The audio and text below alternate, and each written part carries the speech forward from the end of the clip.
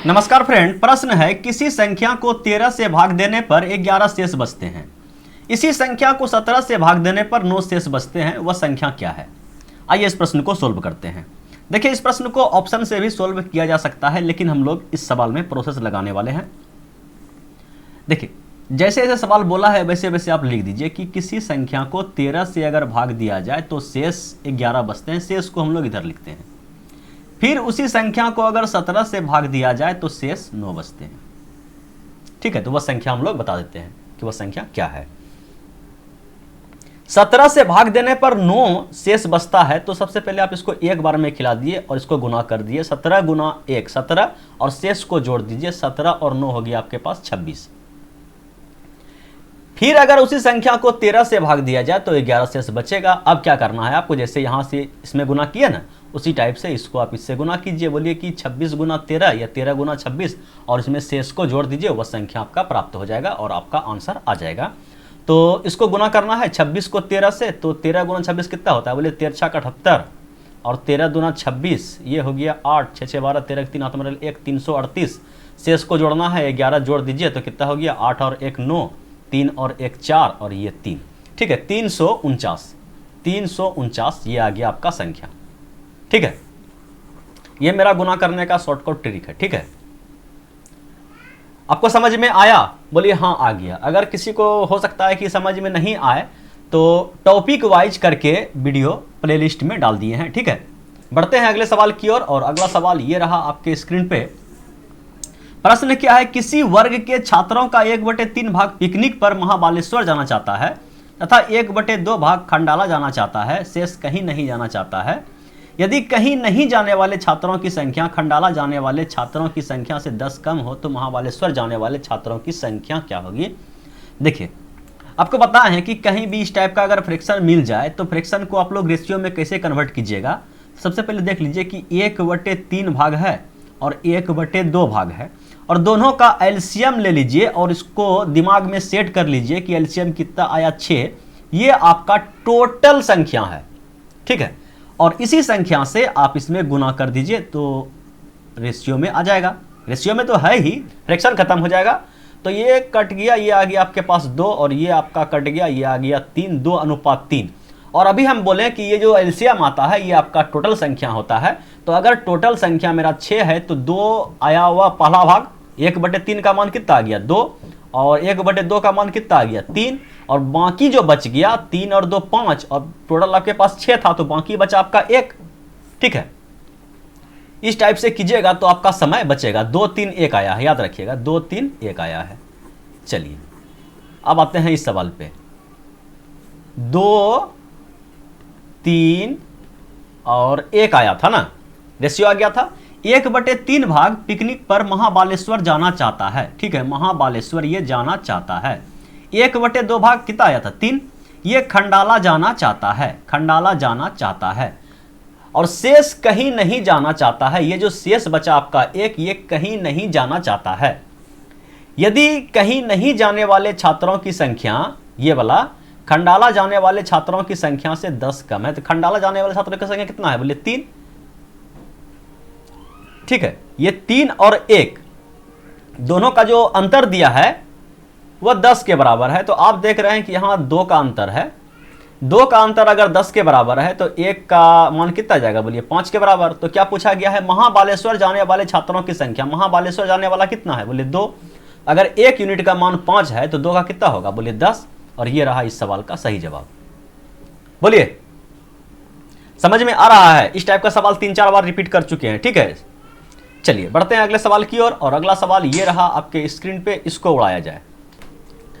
देखिए, प्रश्न क्या है, एक कक्षा के 50 छात्रों की औसत ऊंचाई 150 सेंटीमीटर है।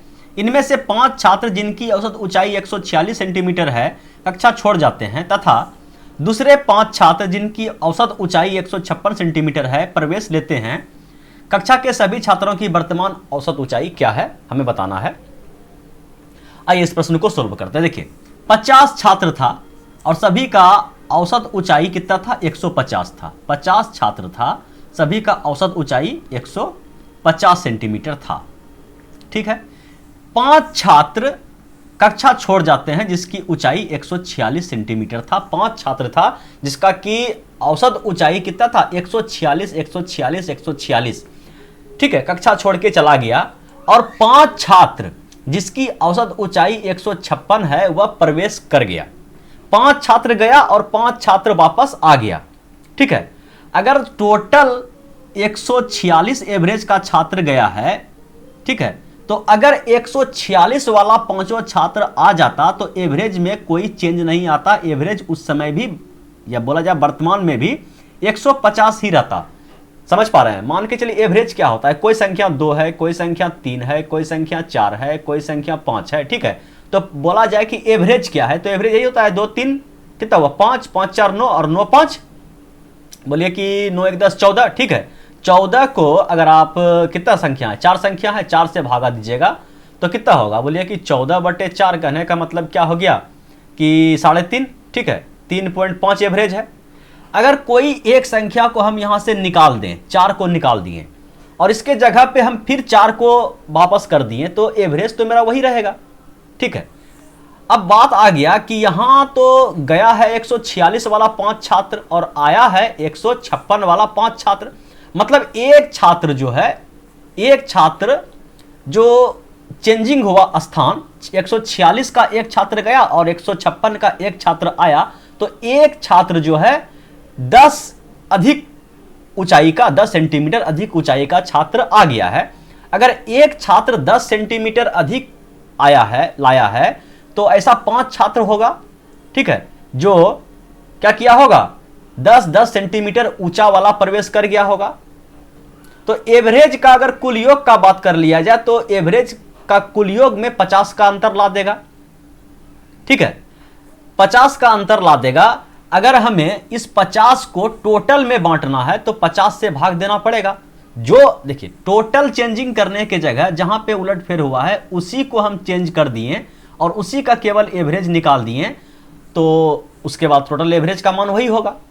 एवरेज के चैप्टर में पार्ट बाय पार्ट करके प्रत्येक चीज को क्लियर किए। ठीक है, तो यहां से कट जाएगा ये एक बार में, और ये जो पहले का एवरेज 150 था, अब जो है एवरेज में 1 का वृद्धि हो जाएगा और 151 इस सवाल का सही जवाब होगा।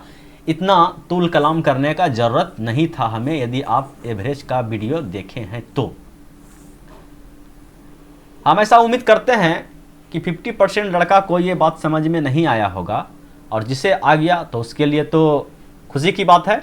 अगर जिसको समझ में नहीं आया तो उसके लिए भी डरने की, घबराने की कोई ज़रूरत नहीं है।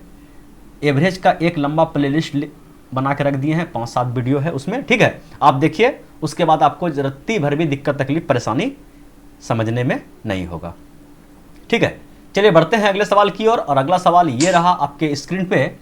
प्रश्न क्या है, एक पिता ने अपने पुत्र से कहा, तुम्हारे जन्म के समय मेरी उम्र तुम्हारी वर्तमान उम्र से 5 वर्ष अधिक था। यदि अब पिता की उम्र 39 है तो पुत्र की उम्र 5 वर्ष पहले कितनी थी। तो इस टाइप के सवाल हम लोग क्या करते हैं, मान लेते हैं कि पुत्र का जो वर्तमान उम्र है, ठीक है, वर्तमान उम्र हम लोग मान लेते हैं कि x वर्ष है। ठीक है, वर्तमान उम्र का बात कर लेते हैं कि अगर ये वर्तमान उम्र है, ये हो गया आपका फादर, ये हो गया सन, दोनों को हम लोग ले लिए रेशियो में, और ये जो है पुत्र का वर्तमान उम्र अभी कितना है, x वर्ष है, मान लिए हैं। और बताया गया है कि यदि अब पिता की उम्र 39 वर्ष है तो वर्तमान में पिता का उम्र कितना वर्ष है, बोलिए 39 वर्ष है। ठीक है, मान लिए हैं, मान लिया ना, सवाल में दिया गया है, हम लोग पुत्र को माने हैं।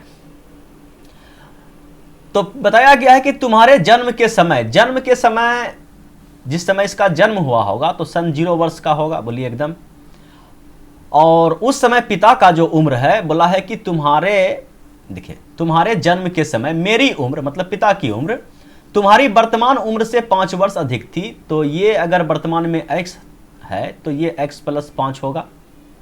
और आपको ये बताए हैं कि ये जो समय का जो अंतराल होता है, जितना साल ये बढ़ा उतना साल ये भी बढ़ा। इसका मतलब ये जो समय अंतराल है ये हमेशा बराबर होता है। ठीक है, तो ये समय अंतराल आप निकाल दीजिए कि 39 और माइनस का x + 5, ठीक है, ये बराबर होगा आपका x - 0 के। तो यहाँ से आप इसको सोल्व कीजिए, बोलिए कि 39 माइनस का x और माइनस का 5 बराबर क्या हो जाएगा, x को। इस x को उठा के उधर लाइए, इस 5 को घटा दीजिए, सिंपली घटने वाला है। तो यहाँ से अगर आप x का मान निकालिएगा तो 2x बराबर कितना आ जाएगा बोलिएगा 34। तो x का मान आ गया यहाँ से 17। तो x का मान आया 17, तो ये तो वर्तमान उम्र है, 5 वर्ष पूर्व पूछा गया है। तो अगर बेटा अभी 17 वर्ष का है तो 5 वर्ष पहले कितना का होगा, 12 वर्ष का। और यही इस सवाल का सही जवाब है। चलिए, समझ में आ गया तो ठीक बात है, नहीं तो एक बात को कितना बार रिपीट करें कि प्रत्येक चीज का topic by topic, type bye type video बना के प्लेलिस्ट में डाल चुके हैं। आप लोग को जिस सवाल में दिक्कत हो आप प्लेलिस्ट चेक कीजिए, उसका सॉल्यूशन आपको वहां मिल जाएगा। एक ही बात को बार बार रिपीट करने से कोई फायदा नहीं है। चलिए बढ़ते हैं अगले सवाल की ओर। और अगला सवाल ये रहा आपके स्क्रीन पे, इसको बनाइए। प्रश्न क्या है, 3 संख्याओं में पहली और दूसरी का अनुपात इतना है तथा दूसरी और तीसरी का अनुपात इतना है, तो पहली और तीसरी संख्या का गुणनफल इतना है, दूसरी संख्या क्या है। हम लोग चाहते हैं कि तीनों को एक रेशियो में ला दें, ठीक है। पहली संख्या, दूसरी संख्या और ये आपका तीसरी संख्या। तो देखिए दिया गया है कि पहली और दूसरी का अनुपात जो है ये 8:9 है, दूसरी और तीसरी का अनुपात 3:4 है। तो आप यहाँ से दोनों 2 को बराबर कर सकते हैं, इस रेशियो को 3 से गुना करके बराबर भी कर सकते हैं, या इस टाइप से लिख लिए हैं तो इस टाइप से भी आपको करना आना चाहिए, बता भी चुके हैं। तो ये आपका मैदान खाली है, इसको भरेगा इसका पड़ोसी, और ये मैदान खाली है, इसका भरेगा इसका पड़ोसी। और जो संख्या कटने वाला है तीनों में कटा दीजिए, तीनों में कटना चाहिए। देखिए ये 3 से कटा एक बार में, 3 से कटा एक बार में, 3 से कटा 3 बार में। तो ये आ गया आप लोग के पास। अभी सामने सामने गुना कर देते हैं, 8 गुना 1 8, 9 गुना 1 9 और 4 तिया 12। ये आ गया तीनों संख्या का रेशियो, ठीक। अब बताया गया है कि पहली और तीसरी संख्या का गुणनफल 2400 है। देखिए पहली संख्या, ये डायरेक्ट संख्या को गुना कर दिया, हम लोग रेशियो में लाए हैं। तो रेशियो में आपको पता है कि तीनों संख्या में कोई ना कोई ऐसा एक संख्या है, ठीक है, ये किसी न किसी एक संख्या से तीनों में गुना है। तो हम लोग मान लेते हैं कि इसमें भी x चिपका हुआ है, इसमें भी x चिपका हुआ है और इसमें भी x चिपका हुआ है। तो 2 संख्या पहली और तीसरी का गुणनफल, तो पहली ये हो गया, तीसरी ये हो गया, ठीक है। तो दोनों का गुणनफल, कहने का मतलब क्या हो गया कि 8x और गुना 12x, ये गुणनफल कितना है बोलिए कि 2400 के बराबर है। तो यहाँ से x का मान निकाल दीजिए, उसके बाद दूसरी संख्या हम लोग पता कर लेंगे कि 9x का मान क्या है। बोलिए ये कटेगा 12 दूना 24 और ये 8 से कट गया आपका 25 बार में। तो यहाँ से x² का मान आ गया आपका 25, तो x का मान आ गया यहाँ से 5। दूसरी संख्या पूछा गया है, दूसरी संख्या आपका ये है 9 और x का मान कितना निकालें, बोलिए 5 9 5 45। ऑप्शन नंबर ए जिंदाबाद, ठीक है। चलिए अब बढ़ा जाए अगले सवाल की ओर। और अगला सवाल ये रहा आपके स्क्रीन पे, इसको उड़ाइए। देखिए प्रश्न क्या है, 3 रुपया प्रति लीटर कीमत वाले शुद्ध दूध की किसी मात्रा में 4 लीटर पानी मिलाया जाता है।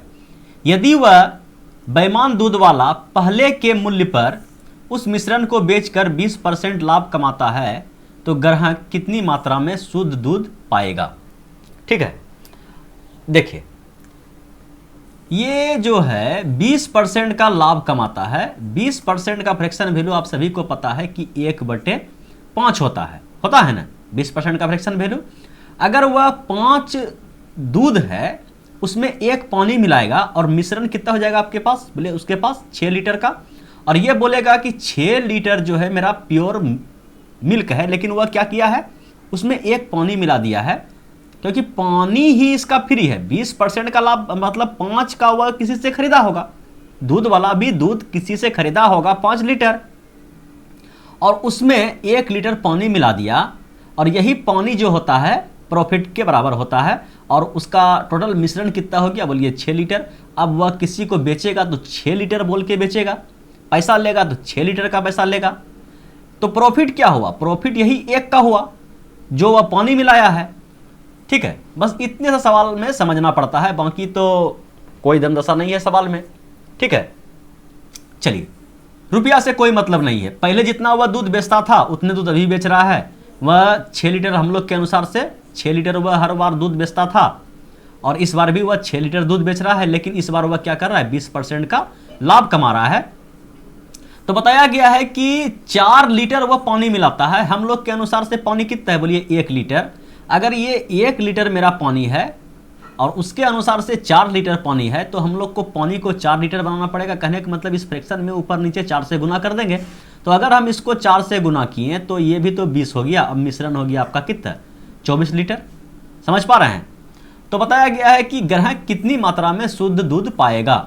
अगर वह 24 लीटर पहले ले रहा था तो अभी भी 24 लीटर ही दूध ले रहा है, तो शुद्ध दूध उसको कितना मिल रहा है, बोलिए 20 लीटर। और यही इस सवाल का सही जवाब है। चलिए अब बढ़ते हैं अगले सवाल की ओर। अगला सवाल ये रहा आपके स्क्रीन पे, इसको बनाइए।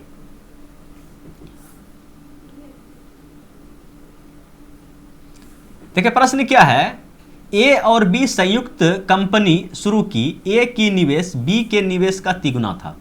ठीक है, ए है और बी है, तो ए का निवेश बी के निवेश से तिगुना था। अगर बी 1 रुपया निवेश करता है तो ये 3 रुपया निवेश करता है, रेशियो में ले लिए हम लोग।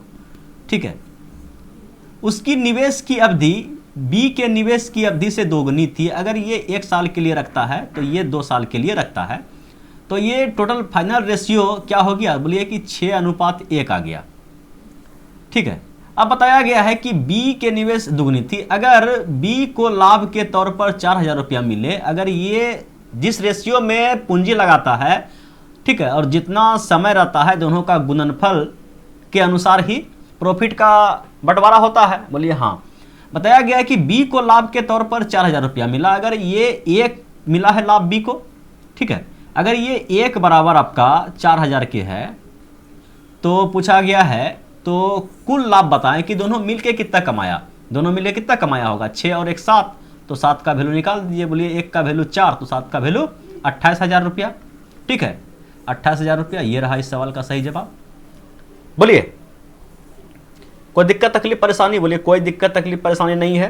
तो बढ़ा जाए अगले सवाल की ओर, और अगला सवाल ये रहा आपके स्क्रीन पे, इसको बनाया जाए। देखिए प्रश्न क्या है, किसी वस्तु को 50 रुपए में बेचने से होने वाली हानि की प्रतिशतता वही है जो 70 रुपये में बेचने से होने वाले लाभ की प्रतिशतता है, तो उस वस्तु पर उपरोक्त लाभ या हानि प्रतिशतता क्या है। अगर कहीं भी आपको इस टाइप का सवाल आ जाए, सबसे पहले आप सीपी निकाल दीजिए। बोलिए सीपी कैसे निकालिएगा, दोनों को जोड़िए, 2 से भागा दीजिए, कितना हो गया 50 70 120 बाय 2, सीपी आ गया आप लोग के पास 60 रुपया।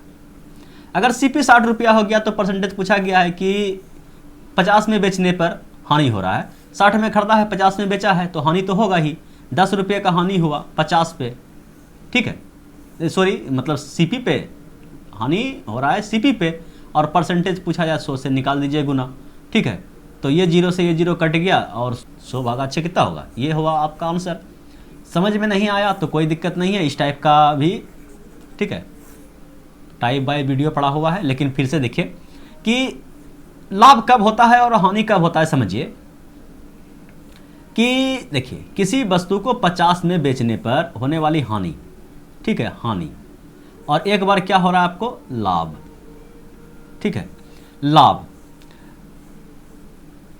तो हानि कब होगा, बोलिए हानि जब विक्रय मूल्य आपका कम होगा, विक्रय मूल्य आपका कम होगा और क्रय मूल्य अधिक होगा, तब हानि होता है। और लाभ कब होता है, बोलिए कि विक्रय मूल्य अधिक है और आपका क्रय मूल्य कम है, तो लाभ होगा।